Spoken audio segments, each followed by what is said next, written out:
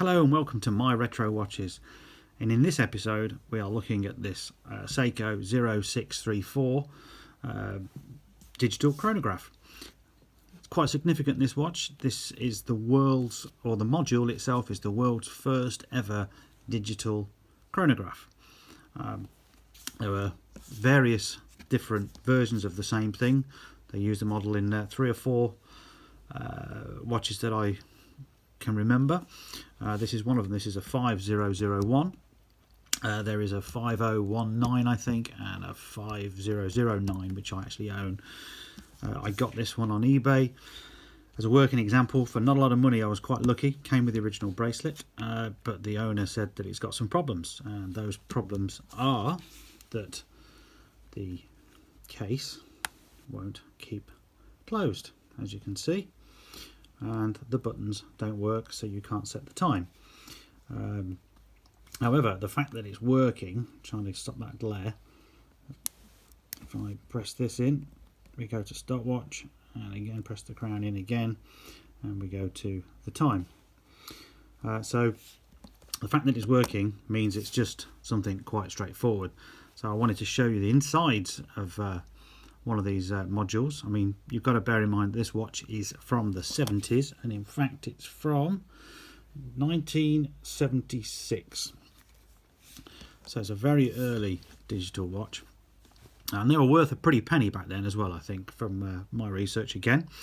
So I'll show you how to take the case back off, because this is a question that's been asked to me before on these watches. People don't quite understand how to do it, and despite it being a little bit broken anyway, I'll still show you the principles of that. So if we were going to take the case back off, you'd take the strap off first, and you can see that we've got in here these sort of little holes, if you like, and it would be for down this end too, but it's already out. So we'll surmise that it's really closed, and you'll get I usually use a spring bar tool, but I haven't got that to hand. You would just go in there and push, and what you find as it comes out is here, these are like a spring, like a leaf spring. They're on each side, on each corner, and if it was a normal watch, you'd get one end out first, and you'd turn it the other way, and the other end would come out a little bit easier, and then you can lie it down flat and just basically take the top off. Now I already know that this is going to be, yeah, sure enough, covered in DNA and crud from 40 odd years. That won't be doing it any good at all. The leaf springs themselves, I'm going to call them leaf springs, sit in these recesses here. So part of the problem could be that they're a bit dirty, although I am suspecting that it's a bit further down. So what I'll do with that is put it in the ultrasonic cleaner and clean it up. So to get to the module on this, as you can see, the battery has actually stayed in remarkably, of course, because I haven't taken the back off. That would be the reason why. I am doing this video on the fly, as I do all of my videos on the fly, so I make the mistakes as I go along. So as you can see, these are the pushers. This whole front panel with the crystal on just lifts off. Okay, so you don't have to worry about that. We'll just put that down for a moment while we look at this. So this one itself is in pretty poor condition. There's plenty of scratches, and it was made with a glass of some sort, so it's hard to polish. You can get replacements. I've seen them on eBay. They're quite pricey, but if you wanted a mint looking watch, then it'd probably be worth buying. I might try and see if I can grind some of that out. Anyway, wanted to get to the pushers really, because the pushers can be a common problem with these. They get really dirty, so you can see that they will work. Hoping the camera's focusing on that, but to me they feel quite sticky. You can see all the gunk on them, and on this side you can see there's rust on the spring clips there, or the E-clips as I think they're commonly known. So what we'll do with this is we will remove the pushers, give everything a good clean. What also is here is the seal. So all cases should have a rubber seal, and on this one it is here, and we're just going to pick that off. You have to be careful sometimes with these old seals, because what I've found before is you take them off or pull them off and give them too much strain, they can actually stretch, and if they stretch they're really, you know, no good to anybody, and trying to find replacements on these is again quite difficult. So this one has been a little bit stubborn. It's again through all the years of gunk. So there we go, the seal is off, and there's the screen. So what it leaves you with is the module itself. So you can see in there are some contacts, and in theory the buttons touch the contacts then touch a little pad that's on the board, and the operation works. And hopefully you can see that if you look at this side, the light is working. Let's see if I can get that on a better angle for you. Okay, so theoretically there's nothing wrong with that button, and this one, I got to remember how to use these watches. Here we go. If we go on to stopwatch, yeah. So in actual fact there's absolutely nothing wrong with the module itself, other than a good clean and a good reset up. So before I get to the module, I'm going to safely remove the battery. Normally I'd remove the battery first, but I just wanted to see if it was going to be still working. On a lot of these old Seikos you have this. You should really buy a special tool for it. A lot of people use coins, me included, but the actual radius of the hole in the middle there isn't quite coin happy. For me, I use a UK 20p piece. It seems to be the best suited coin that I can find in English money anyway to take these off, and there is the battery, and it still works for a few seconds as well. How about that? The battery somebody's put in it is not a good one, so I can tell it's a no make battery. It's one of those alkaline batteries from a pound shop or a dollar shop, whatever you're familiar with, and that's going to be no good to anybody. However, it looks like they've fitted the right size to me. What is common on sort of watches like this is people just go for a big button battery, plonk it in, and then force that on, and it can cause havoc and even break boards. I've seen broken boards before today.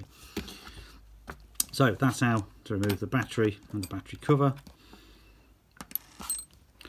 So the module, very straightforward. We are just going to lift it straight out of, I'm trying to do this on camera for you, like so. And there's the case back and the crown. So the crown will just slide straight out. It's never had, well, they don't have an E-clip or a C-clip on these. When you actually fit them back in, you have to get it in right, as you can see here. Let me just find something to point with. So there is a gap there, and that creates the contact, and you have to get you can't really see it there, but the end of that in that gap correctly, because that then sets the functions. You press in to use the stopwatch, or toggle between the stopwatch and the time, and you pull it out to actually set the time. Now, I'm no electronics expert, has to be said, but for a 1970s board, this, looking at it for the first time, is astonishing. It's extremely clean. I can't see any battery leak anywhere, which is highly unusual. And I've seen boards, you know, from the 80s, and they just don't have all this architecture at all. It's a really, really well made board, considering it was the first time. It's like Seiko got it right from the word go, in my opinion. So what do we want to do? Well, for myself, I want to get to those contacts, and I want to clean the tops, and I want to clean the pads underneath, because, you know, if the crap can get on the top of there, it can get underneath there, it can get into there. So we'll do a proper job, we'll get in to the module. So I guess the question is, how do you get the module out of the case without damaging anything? And it's quite a simple, again, straightforward affair. Get a very thin screwdriver or a prise tool. Trying to do this on camera is not at all easy, and you want to find somewhere safe that you can just get it going, which is what's happening here now. And just carefully going round, prising it up in any place that I can, trying to do it a bit evenly, because again I don't want to break it at this point.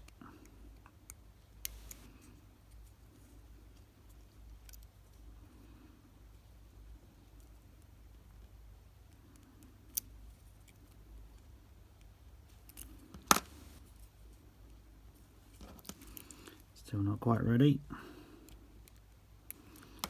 Yeah, I think I've got it now. Turn it over to the front side so you can see the screen. Seeing if those bits are underneath or on top. That one certainly seems underneath. At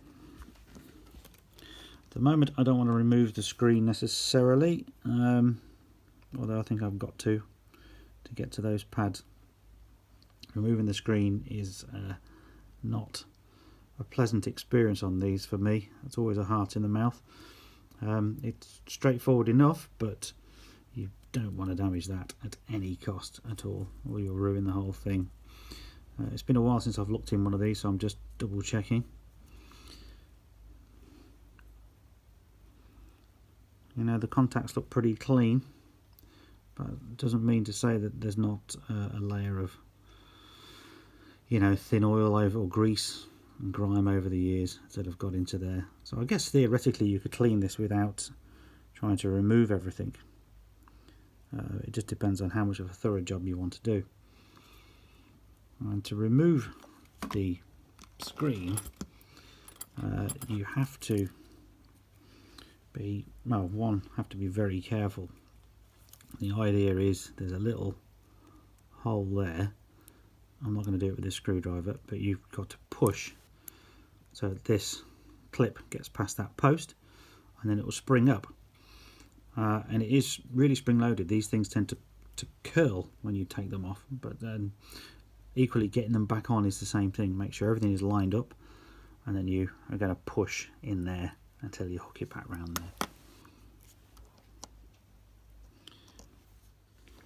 So what I've done is put it back in the case just to give it a bit of stability. I've got my spring bar tool with a pokey end. I'm going to cover the screen so I don't slip. If I slip, it's going in my finger. And I'm going to try and get it into that hole and just push and try and lift up a little bit. There. Don't know whether you saw that on camera or not. As I say, it flips right up, and then you can unhook it.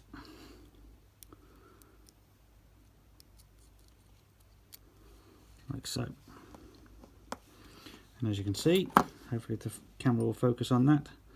That's how much it bends, so that's how much pressure it's using to hold it all down in one piece. So if you're watching this video to learn how to do a screen swap on one of these, all you would do now is to take the screen out very, very carefully again.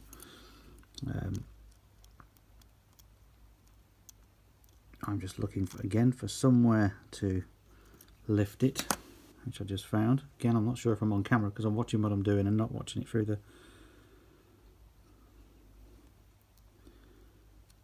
There's a bit of resistance at this end. Don't know what that is yet. It's just gunk and glue by the looks of it.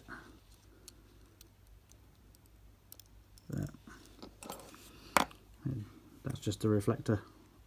It's got a slight rainbowing on this screen, which is usual really for these early ones. There's nothing you can do about that. But there we go. There's the inside of the module, all the contacts for the screen. Quite early architecture, looks very nice. So for my job, I now need to remove this plastic surround without bending any of those pins. Sorry, I just dropped the case ring. So same procedure. We are going to carefully try and lift that up evenly if we can.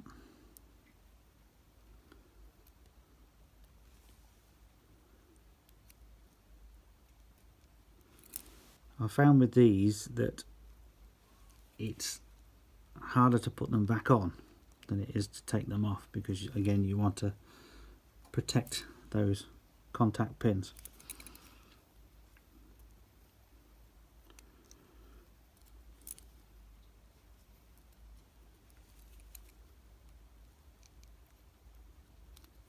There, and it's off.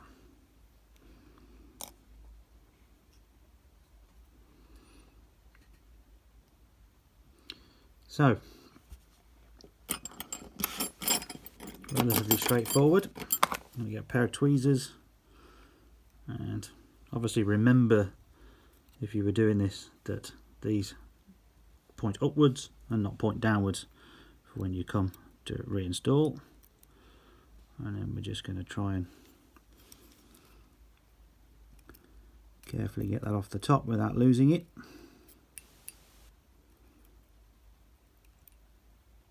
There. So there we have a complete teardown of the 0634. You wouldn't want to touch anything on this side. There's no screws for anything to come out. It might be beneficial if you've got one to clean it with some alcohol. It's what I will do, and it's what I'm going to do for these contacts. I've had this problem before with a member in my group. Eric, his name was, if he's watching.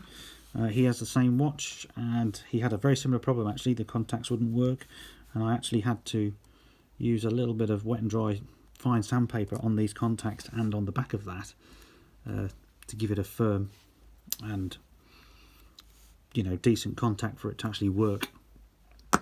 So what I'll do now is wash everything in all the steel parts all in the ultrasonic, and we'll clean the contacts up, and then we'll put it all back together and see if we can solve the mystery as to why the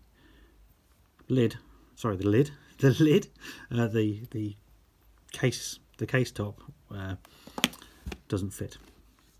Now then, what I forgot to say is we need to remove the pushers for a good clean. So what can happen is, as much as there's crap on the top, the crap could be underneath the pusher and preventing it from going down far enough. And you have to then deal with these E-clips that you can see on the back here, or like little circlips, and they are a pain in the proverbial. There's lots of different ways to take them off. I've never mastered any of them. I've actually lost some of these in the past. My friend on Vintage Digital Watches channel actually uses plastic bags, sealable bags, puts them in that, or wrap it in cling film. I tend to use some Prodico or Blue Tack, certainly to take them off. It's difficult on these because it's on a funny angle. My idea is always it's going to stick to that, even if it's going to come off. So we'll try and do this on camera and try and zoom in for you. I've never done it on camera before.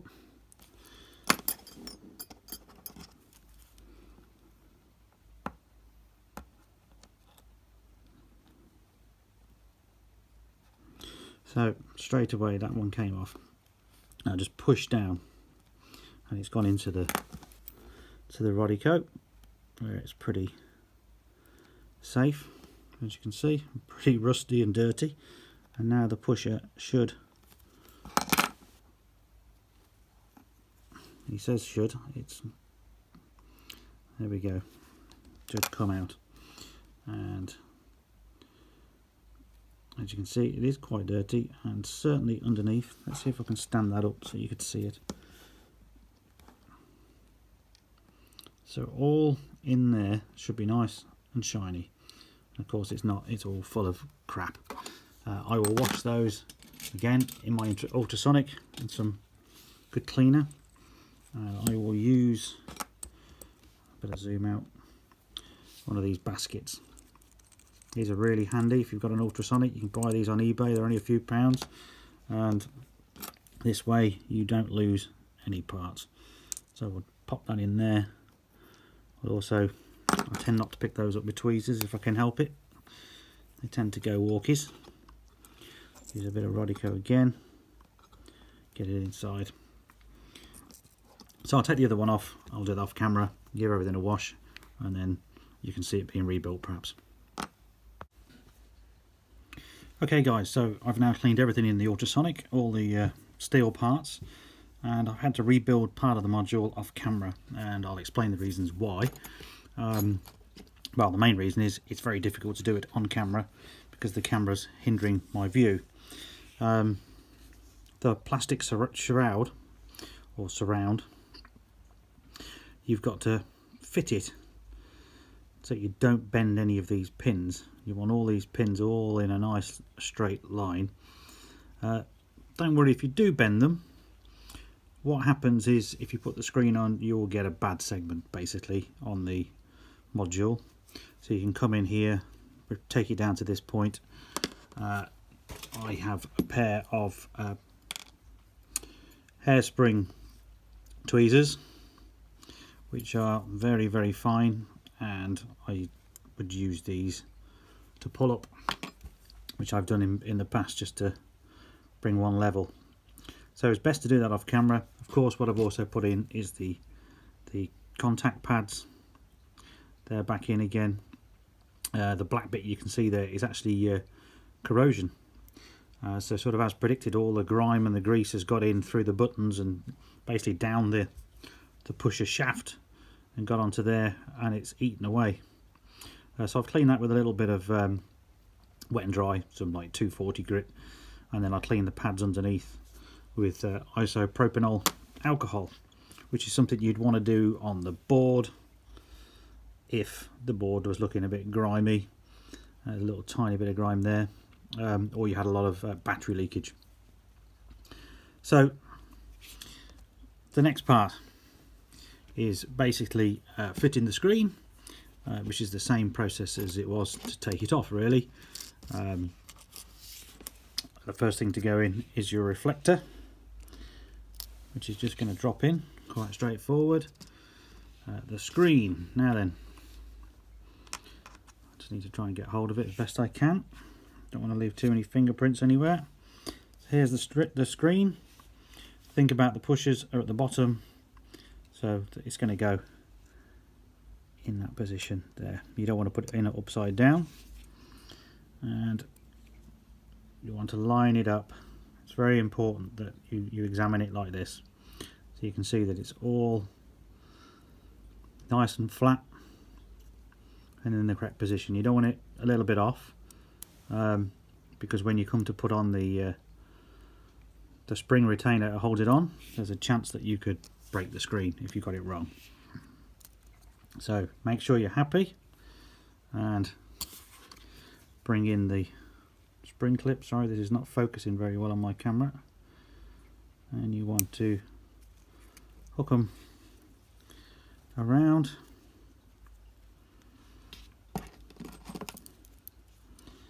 And I need to try and do this by looking at it rather than looking through the camera lens again. There. Wouldn't worry about that bit of bleed there, will go away. You can see it's fading now already. Okay, so that's the hard part really, in many respects. Screen back on, you can sort of breathe a sigh of relief.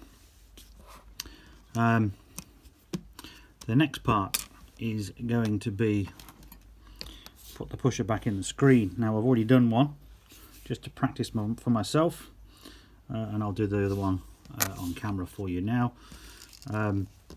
Before I do that, I'll just get the pusher and try and zoom in a little bit, because what we want to do now is just oil the seal a little bit. I guess if you're doing this for the first time, you haven't got any oil, don't worry. I just tend to like to do it, it freshens it up a little bit.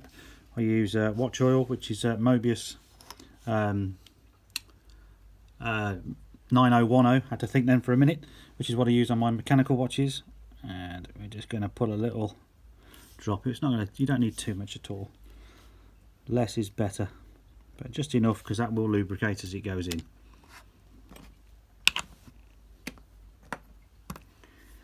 And now it's time to set up for the screen. So first of all, let's try and zoom out again. We want to pick up the pusher and get it into the hole first of all. So you're happy with that? Yep. Make sure it's right in, so that it's sticking out as much as possible that side. It gives you a better place to put the circlip on. And I just do the same as I did before. I really don't like these things, it has to be said. They're a bit better on this sort of watch because they're a bit bigger. A lot of Casios I've worked on, they are tiny, and I don't have very good eyesight as it is. So what I'm going to try and do is balance that. I don't know if you can see that. Let's try and see if we can zoom in a bit. I've balanced that on top. I'm going to give it a little nudge if I can, and then get behind it with a screwdriver and push. And it hasn't worked, which is typical when you're trying to do it with all eyes watching, so to speak. So we'll just try. It's not focusing, is it? Of course. Let's just zoom out a bit.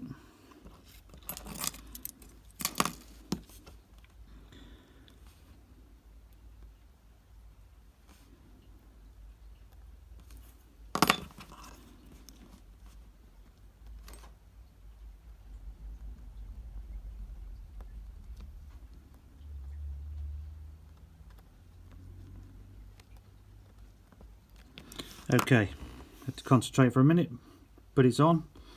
It's a little bit twisted, so I'll have to just tweak that, and I'll tweak that off camera if you don't mind. Don't want to waste any more of your time.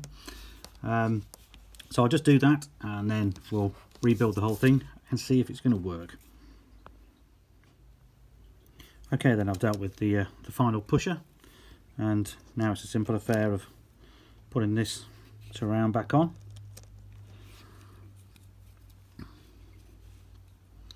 And you want to try and get everything lined up.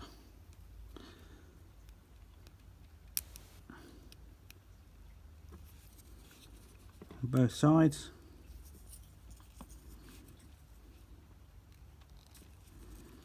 There.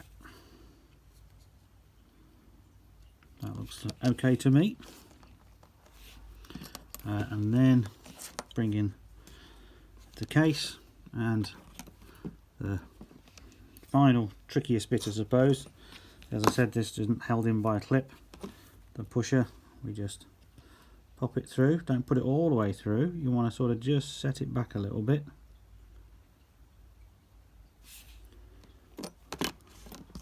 Because, oops, that's the last thing I wanted to do. We need to get it through and into there, so that it works and that it pulls out and doesn't come all the way out. So I've got it there first time, look. Okay, the seal back on. I've given the seal a little clean. I should really grease it, but I'm actually out of grease at the moment, so it's going to have to go on without any grease.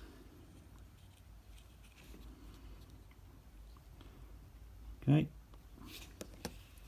that's in position, and then the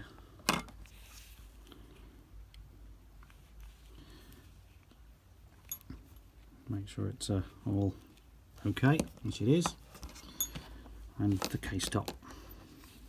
I've given the case top a little bit of a little polish. I've still got to finish it, and these just will clip in and push each side. You heard it just click there, and as we can see, that bit of cleaning certainly on the leaf springs has made those, the case doesn't move anymore, and the buttons are nice and crisp. So all that remains now is to put a battery in and see what it's going to do. Okay, so for demonstration purposes, I'm going to just use the battery it came with, and we'll just pop that in the back.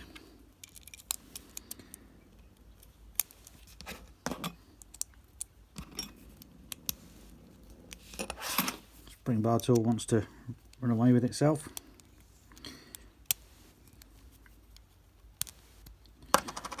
Turn it over. Yes. Okay, so the screen looks fine. So how do the pushers? Is the light working? Yes, I can just make that out. Push the crown in. Stopwatch looks pretty good.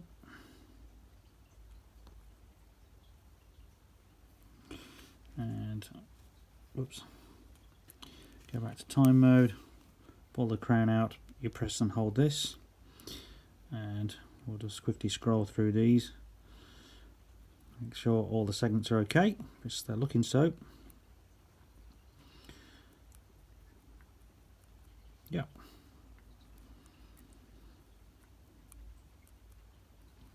Yeah, I'd say everything is fine with that. So there we are. That is a stripped down, clean service of a vintage Seiko chronograph, the world's first chronograph digital watch. The module is a 0634. I'll stick the original bracelet on, which I've got here. It's quite an interesting one. Do some wrist shots for the end of the video, and that's it. Thanks. So thanks for watching. If you like it, then give me a like, and please subscribe if you want to see some more. Thank you. Bye for now.